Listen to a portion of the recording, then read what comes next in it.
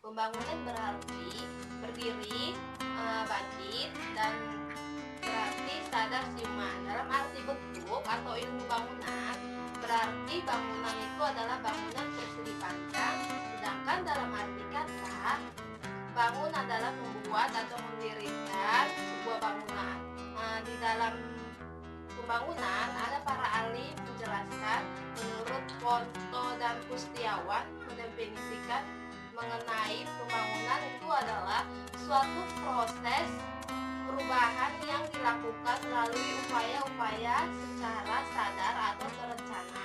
Sedangkan di dalam pembangunan itu ada perkembangan, di mana perkembangan itu adalah proses perubahan yang terjadi secara alami sebagai dampak dari adanya pembangunan tersebut. Pembangunan berkelanjutan dapat diartikan secara garis besar.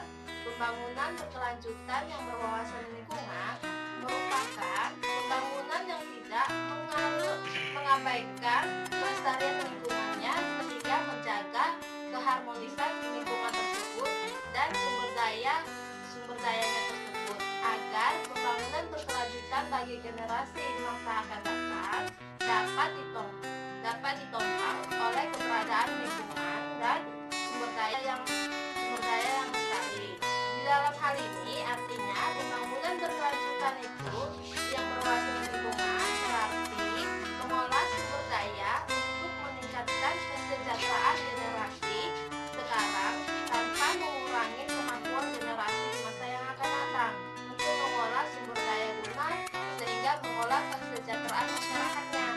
Di mana dalam pembangunan berkelanjutan merupakan paradigma dalam pembangunan berkelanjutan muncul pada tahun 1970-an yang diharapkan dapat menjadi solusi dalam menyelesaikan persoalan polusi akibat pembangunan industri yang dilakukan.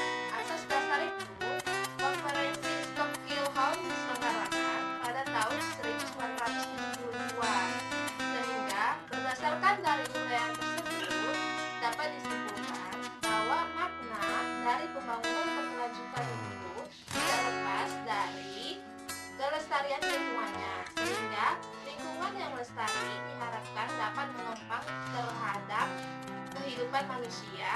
Dengan demikian, pembangunan yang berkelanjutan yang berwawasan lingkungan mampu meningkatkan mutu hidup generasi dari masa sekarang sehingga untuk masa yang akan datang, di mana ada hubungan pembangunan berkelanjutan dan lingkungan. Hubungan pembangunan berkelanjutan dan lingkungan ini hakikatnya pelaksanaan pembangunannya itu mempengaruhi oleh lingkungan tersebut. Ibaratnya suatu sistem, maka keduanya itu tidak dapat dipisahkan, meningkatkan mutu hidup rakyatnya sehingga memenuhi kebutuhan dasarnya rakyat yang lebih baik dalam upaya pengembangan atau pengembangan lingkungan hidup dalam mendukung kehidupannya. Di sini saya akan menjelaskan lagi tentang prinsip-prinsip pembangunan berkelanjutan. Di dalam prinsip pembangunan berkelanjutan, menurut para ahli AHIS tahun 2000, bahwa konsep prinsip pembangunan berkelanjutan dapat terperinci menjadi 3 aspek pembangunan, yang dimana itu pembangunan berkelanjutan ekonomi, pembangunan berkelanjutan lingkungan, pembangunan berkelanjutan sosial. Dalam arti ini, pembangunan berkelanjutan ekonomi ini artinya dia mempunyai infrastruktur yang keadaan baik dalam keadaan uangnya menjadi sebuah pembangunan. Kedua, dari pembangunan berkelanjutan. Baiklah, di sini saya akan melanjutkan prinsip-prinsip pembangunan berkelanjutan. Memang diakui bahwa konsep berkelanjutan merupakan konsep yang sederhana namun kompleks, sehingga pengertian berkelanjutan pun sangat multidimensi dan multi interpretasi.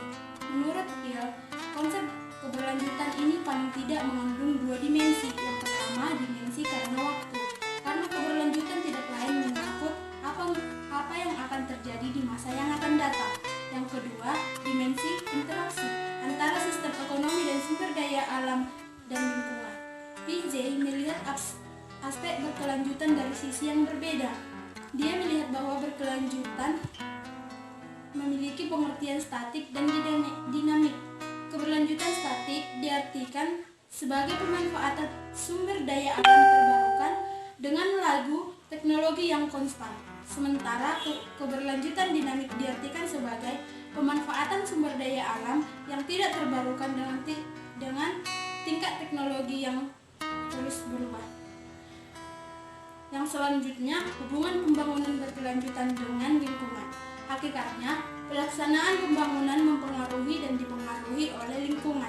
Ibarat kata atau ibarat suatu sistem, maka keduanya tidak dapat dipisahkan satu sama lain.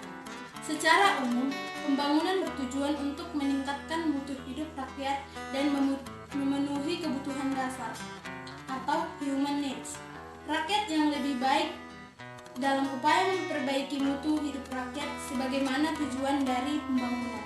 Maka kemampuan lingkungan hidup dalam mendukung kehidupan pada tingkat yang lebih tinggi seharusnya dipelihara dari kerusakan. Pemeliharaan lingkungan hidup dinyatakan dalam rangka menghindari terjadinya kepunahan kehidupan. Dengan kata lain, apabila terjadi kerusakan, kemerosotan yang parah pada ekosistem tempat hidup manusia, maka kedepannya kehidupan manusia dan akan mengalami kesulitan yang banyak. Dengan demikian, dikatakan bahwa pembangunan berkelanjutan tidak terjadi. Di sini, saya akan menjelaskan lagi upaya yang dapat dilakukan dalam pelaksanaan pembangunan berkelanjutan berwawasan lingkungan. Terdapat beberapa hal pokok dan yang penting diperhatikan dalam pelaksanaan pembangunan berkelanjutan dan pemanfaatan sumber daya alam yang dapat diperbarui sebagai berikut.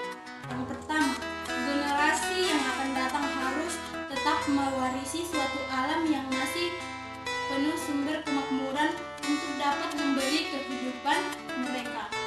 Yang kedua, tetap adanya keseimbangan dinamis di antara unsur-unsur yang terdapat di alam.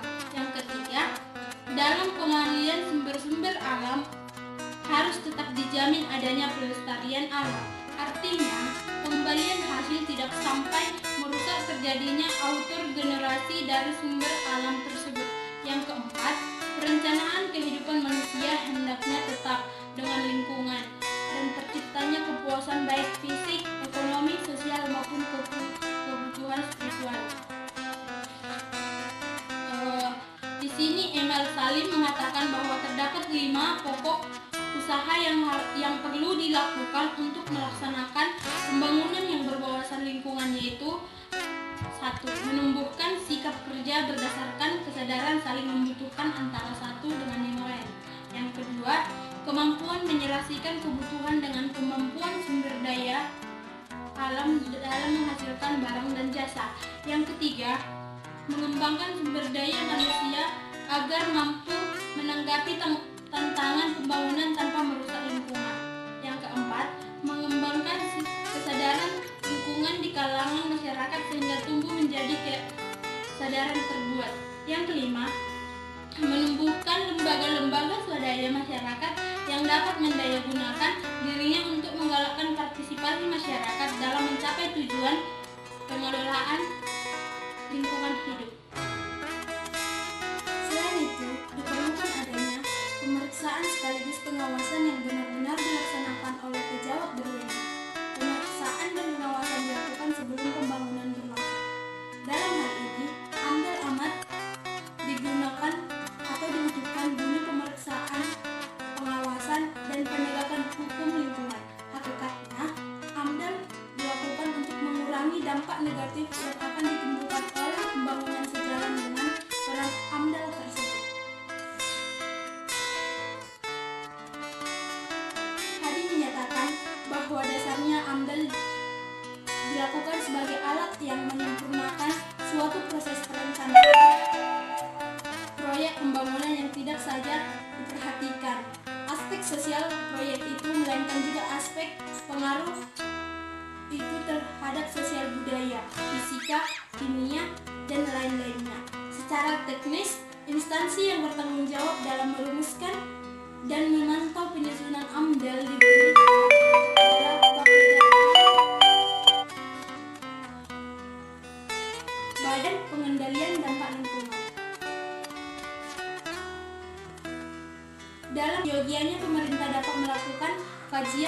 lingkungan hidup strategis guna memperhatikan pembangunan berkelanjutan yang tidak mengabaikan kelestarian lingkungan.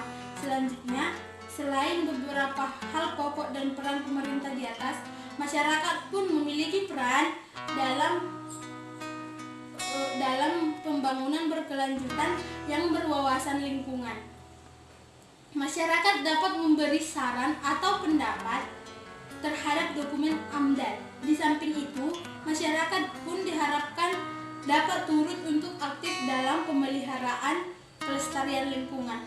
Sejalan dengan hal itu, sumber daya alam menjadi milik bersama atau terlebih terpelihara kelestariannya dasar seluruh masyarakat memahami dan memeliharanya. Sekianlah hasil pemaparan kami tentang pembangunan berkelanjutan. Sekian, terima kasih.